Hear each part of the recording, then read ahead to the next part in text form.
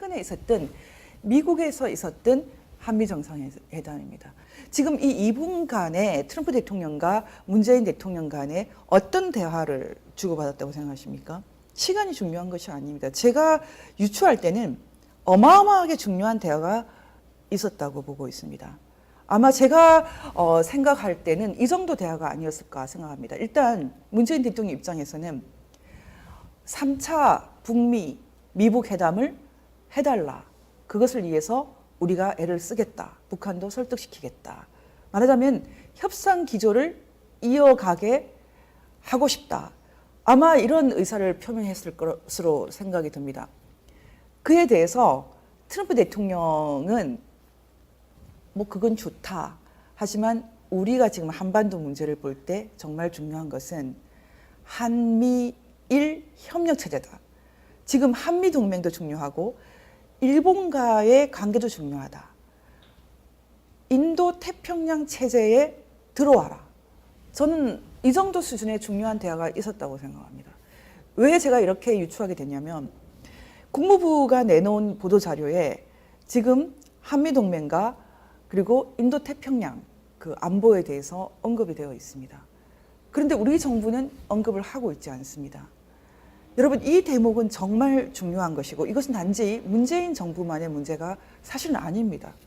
저는 예전에 이명박 정부 때도 독도 문제로 독도에 직접 가기도 하고 대통령이, 그리고 박근혜 대통령 때도 아베 수상과 아주 불편한 눈길을 주고받는, 그리고 박근혜 대통령은 일본과는 아주 껄끄럽고 그리고 중국하고는 아주 좀 어떻게 보면 과잉되게 이렇게 인민군 그 중국 그 군대 그 열병식에도 참석을 하는 그런 상황이 있었거든요. 그 다시 말하면 우리가 미국이나 일본의 외교는 상당히 안정화되었고 중국과는 아주 본격적으로 개척을 한다. 이런 느낌을 줬던 건 사실이거든요. 지금까지는 이 관계 속에서 이것이 상당히 어느 정도는 좀 합의가 되고, 그리고 미국 입장에서 그 한국과 일본이 좀 토닥토닥 하면은 어느 정도 중재를 하면서 셋이 같이 잘 오는 그런 상황에 가까웠어요. 그런데 이 문재인 정부는 그 이전 정부하고 다른 점이 이제는 그 일본과 한국과의 관계가 거의 이제는 등을 돌리는 수준으로까지 악화되었다는 것입니다. 그 악화의 그 본격적인 그 신호탄이 미국이 제안한 인도태평양 지역 안보 체제에 한국이 들어가지 않겠다라고 선언하면서 시작되었습니다. 여러분 생각하실 때 지금 일본과 한국 관계가 이렇게까지 심각하게 벌어진 이유가 무엇이라고 생각합니까? 제가 판단하기로는 종북 세력 때문이라고 생각합니다. 국내에 있는 종북 세력은 기본적으로 일본과 적대하면서 자신들의 합당성, 정당성을 확보해 왔습니다. 이런 입장은 북한, 김일성이 뭐 항일운동을 했다. 이런 식으로 거의 종교화하고 있는 북한의 입장을 강화시켜주고 또 북한과 나란히 가는, 일본과 척을 지고 동시에 미국과도 상당히 척을 지는 그런 형태가 이미 존재해 있습니다. 최근에 군장성, 새로 인사를 한 군장성 모임에서 좀 깜짝 놀랄 만한 그런 모습을 보여주셨는데요. 절치부심, 이를 갈고 마음을 부패할 때 붙자죠. 마음을 썩임, 몹시 분하여 이를 갈고 마음을 썩임, 이런 뜻입니다. 많은 언론들이 이 그 절치부심이라는 단어를 7번, 8번 강조하는 문 대통령의 이 그 말씀을 보도를 하면서 이런 표현을 썼는데요. 문 대통령은 절치, 이를 갈고 부심, 가슴을 새기면서 치욕이나 국난을 다시 되풀이하지 않겠다는, 그러기 위해서 제대로 대비하고 힘을 기르는 정신 자세일 것이라고 설명을 했다. 이를 갈고 가슴을 썩이면서 분노한 대상이 누구일까요? 우리의 주적이 누구일까요? 여러 가지 맥락으로 봤을 때는 제가 보기에는 북한은 아닙니다.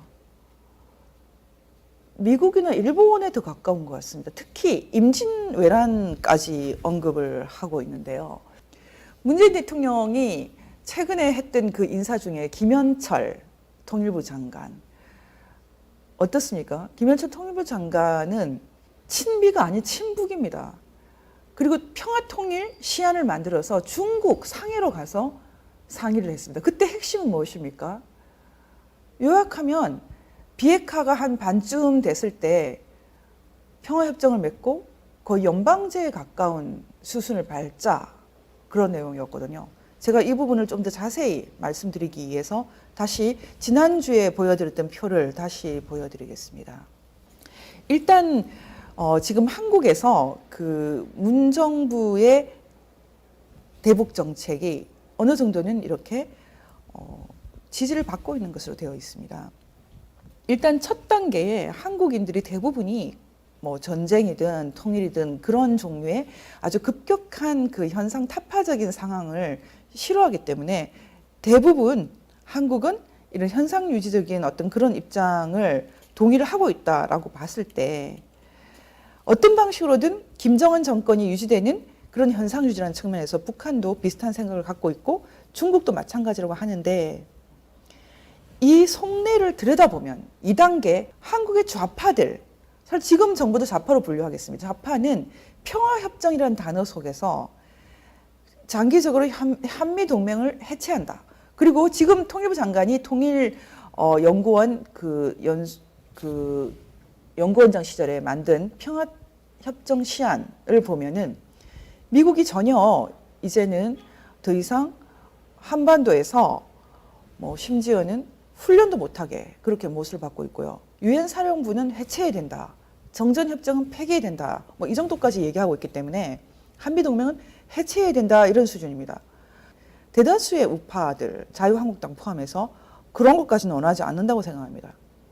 하지만 잘 모르고 있다 이렇게 생각하고 있습니다. 그럼 북한은 지금 평화협정 하자 아주 뭐 쌍수를 들고 환영입니다. 중국도 마찬가지죠. 근데 미국은 어떻습니까? 미국은 지금 1단계, 2단계 뭐 그런 복잡한 거 필요 없고 일단은 핵은 안 돼. 이걸 빅딜이라고 말합니다. 핵 폐기 입장을 갖고 있거든요. 지금 제가 오늘 그 제목으로 굿 이너프 딜이라고 말씀드렸는데 지난 4월 11일 남북 정상회담에서 한국 정부가 미국에 요구했던 것이 그 굿 이너프 딜이라는 거거든요. 굿 이너프 딜. 이 정도면 됐다. 다시 말하면 미국이 요구하는 빅딜 방식의 비핵화 일괄 타결과 북한이 주장하는 단계적 행동 원칙의 중재 방안, 이 중간점으로 제시한 것이 굿 이너프 딜입니다. 말하자면은 포괄적인 비핵화에 합의는 하는데 합의 이행을 단계적으로 하는 것. 그리고 사실상 이 단계적 비핵화 조치라는 측면에서 우리가 말하는 굿 이너프 딜도 미국 입장에서는 북한과 차이가 없습니다.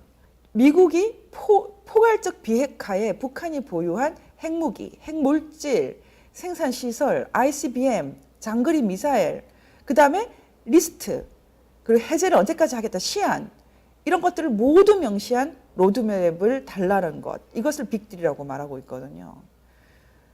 그런데 어떻습니까? 북한은 이것을 일단 싫다라고 한 상황이고 그래서 하노이 회담에서는 노딜이 됐습니다. 딜이 없어진 거죠. 다시 말하면 미국은 이런 북한의 전략을 완전히 파악하고 있고 핵무기와 핵물질 리스트와 폐기 시안 이런 것들을 제출하기를 요구하고 있지만 한국 정부가 이런 것을 해줄 것이라는 그런 믿음이 없기 때문에 사실은 한국 정부의 중재 역할도 지금은 더 이상 요구하지 않는 것입니다. 솔직히 말씀드리면 처음부터도 기대하지 않았다고 저는 보고 있었습니다. 왜냐하면 한국 측의 주장을 잘 요약하면은 사실은 북한에게 파키스탄 정도의 비공식 핵 보유국이 되는 길을 열어주는 것인데요.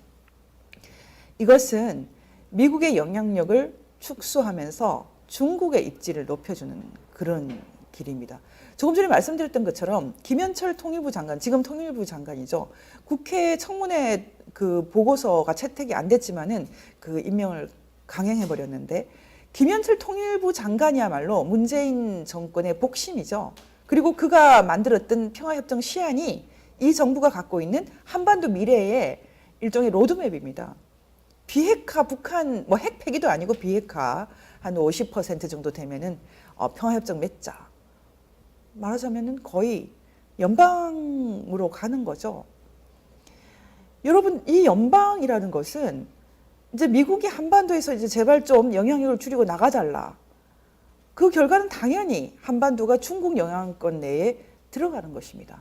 이번에 지난 하노이에서 북한 측에 했던 그런 그 결렬 이상으로 2분 회담이라는 것을 통해서 트럼프 대통령은 안 돼라고 말했습니다. 왜냐하면 지금 미국이 관심을 갖고 있는 것은 남중국해, 남진해에서 중국이 하는 이 도발, 그리고 항행의 자유를 막아서 그 일본을 포함한 그 영내에 있는 여러 나라들을 매우 불편하게 하고 그 패권을 추구하는 그런 방식의 중국의 그 행동을 미국이 막겠다, 이런 입장을 갖고 있거든요. 그런데 바로 이런 상황에서 한국이 인도태평양 체제에 들어오지도 않고 계속 중국 입장을 강화시키고 있기 때문에 제가 보기에는 이번에 트럼프 대통령이 제발 이제 이거 그만하고 일본하고도 잘 지내고 인도태평양 체제에도 들어와라. 아마도 이런 입장을 밝혔을 것으로 생각합니다. 그것에 대한 대답이 이번에 절치부심이 아닐까 이렇게 생각이 드는데요. 이번에는 이제는 뭐 임진왜란 병자호란까지도 언급을 했습니다. 여러분, 임진왜란 병자호란이 왜 생겼습니까? 합리적인 판단을 하지 않았기 때문이죠. 정보 분석이 틀렸다는 것입니다. 여러분, 지금에 있어서 현 정부가 가장 잘못 생각하고 있는 것은 동맹은 자주가 아니라고 생각하는 것입니다. 여러분, 동맹도 능력입니다. 동맹도 아무나 맺는 게 아닙니다. 실제로 한미동맹은 미국이 맺어주려고도 하지 않았고요. 그 한미동맹을 맺고 나서 처음으로 한반도의 전쟁이 없어졌거든요. 여러분, 동맹을 맺는 게 자주의 원칙에 입에됩니까? 유엔조차도 집단 안보 체제를 인정하고 있습니다. 정말 잘못된 세력이 도발하면 다른 나라의 도움을 받아가면서 이렇게 우리나라의 안전을 지키는 것이 능력이지, 그게 자주지, 그게 무슨 종속입니까? 문제를 해결하고 그리고 정말 안전을 지키고 목적이 정말 중요하고 이 목적을 이루어내는 것이 능력이고 그것이 자주입니다. 지금 자주라는 말을 아주 이상하게 사용하고 있는데요. 제가 이 얘기를 마무리하면서 결국은 현 정부가 현실에 대한 문제를 도외시하는 상황에서 이 모든 문제가 벌어졌다. 결국은 지금 이 현실은 가장 핵심적인 것이 현 정부의 과거 집착에서 비롯되어 있는 것이고요. 미래로 안 나가고 과거에 발목이 잡혀 있는 북한과 하나가 되겠다는 이상한 의견 표시라고 생각을 합니다. 이제 결론을 말씀드리면 최근에 미국에서 어떤 결의안 하나가 나왔습니다. 하원에서도 냈고 상원에서도 냈습니다. 하원 민주당 의원 몇 분이 낸 결의안, 핵심은 한미동맹이 얼마나 중요한가. 그리고 이 결의안 중에 하나 독특한 것이 있다면 1948년 4월 11일에 대한민국 임시정부가 있었고 그 임시정부가 건국의 모태가 되었다라는 것을 표현해 준 것입니다. 지금 이 결의안은 제가 볼 때는 한국 정부의 입김이 상당히 있었다고 생각을 합니다. 문재인 대통령도 이번에 그 백악관에 방문할 때 건국 100년 배지를 달고 가셨는데요. 굳이 얘기하고 싶은 핵심은 상해 임시정부, 4월 11일 상해 임시정부의 중요성을 강조하고 싶은 것, 이것이라고 생각합니다. 이 상해 임시정부라는 것은 적어도 조선과는 확실히 다릅니다. 조선의 그런 그 고종 황실과는 확실히 청을 지고 공화제, 민주주의에 대한 꿈을 실었던 것은 틀림없습니다.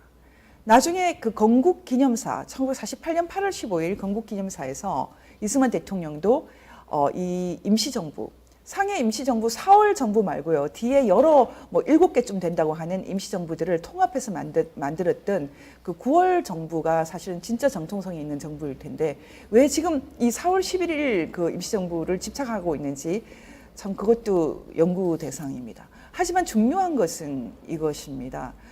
상해 임시정부든 아니면 한성정부든 정말 공화국에 대한 진정한 자유민주주의 국가에 대한 꿈이 담긴 건 사실입니다. 현대 국가의 요건을 아직 갖추지 못했지만은 1948년 8월 15일 현대 국가의 요건이 갖춰진 제대로 된 네이션 빌딩, 네이션 스테이트 빌딩을 할 때에 이 상해 임시정부는 매우 중요한 역할을 한 것은 부인할 수 없고 우리 헌법도 그것을 명시하고 있습니다.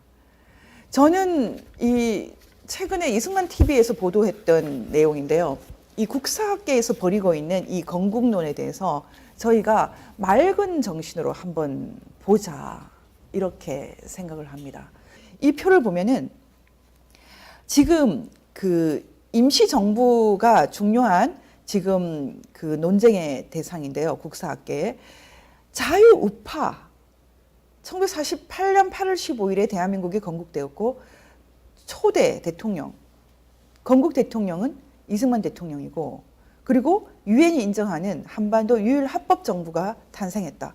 이런 것을 우리가 교과서적으로 알아왔던 이런 것을 이제 주장하는 학자들이 적습니다. 대부분은 아예 종북 세력에 가까운 민중사학이나 아니면 종북은 아닌데 1948년 8월 15일 건국을 부정하기 위해서 아주 여러 가지 복잡한 말들을 하는 그런 또 주류 국사학계가 있습니다. 저는 우리가 그 어떤 패러다임 내에서 이런 학문적인 그런 논의를 많이 할 수 있다고 생각합니다. 어떤 패러다임에 갇히고 나면 정말 진리의 한로가 갇힐 수가 있습니다. 저희는 새로운 패러다임이 열리고 있다고 생각합니다. 이 새로운 패러다임은 30년, 40년 전에 좌익들이 잘못 간 길을 다시 되짚어서 정도를 다시 걷는 그런 패러다임입니다. 저희가 대학 다닐 때 PDNL 할 것 없이 이 다시 쓰는 한국 현대사라는 책을 봤습니다. 저는 당시에 이 다시 쓰는 한국 현대사를 보면서 참 황당해했습니다. 지금 와서 보니 이 다시 쓰는 한국 현대사가 주류가 된 것 같아요. 불행한 시절입니다. 이 다시 쓰는 한국 현대사는 이승만을 악마시하고 대한민국 건국을 악마시하고 대한민국이 태어나지 말아야 될 나라라고 생각하고 있습니다. 대한민국이 그런 나라입니까? 제가 보기에는 위대한 나라입니다. 이 힘으로 한반도의 미래가 열릴 것이고 그리고 아주 위대한 한미동맹과 한미일 협력 동맹을 통해서 우리는 정말 자유롭고 번영하는 한반도의 길을 열 수 있습니다. 문재인 정권과 문재인 대통령 그만 헤매십시오. 아무리 우리가 애를 써도 부인할 수 없는 것이 있습니다. 외교는 자유민주주의 외교이고 우리가 자주 하는 길은 미국과 일본과 잘 함께 걸어가는 것입니다. 미국도 일본도 우리에게 족쇄가 아닙니다. 함께 가야지 강하게 갈 수 있습니다. 그것은 승리의 길입니다.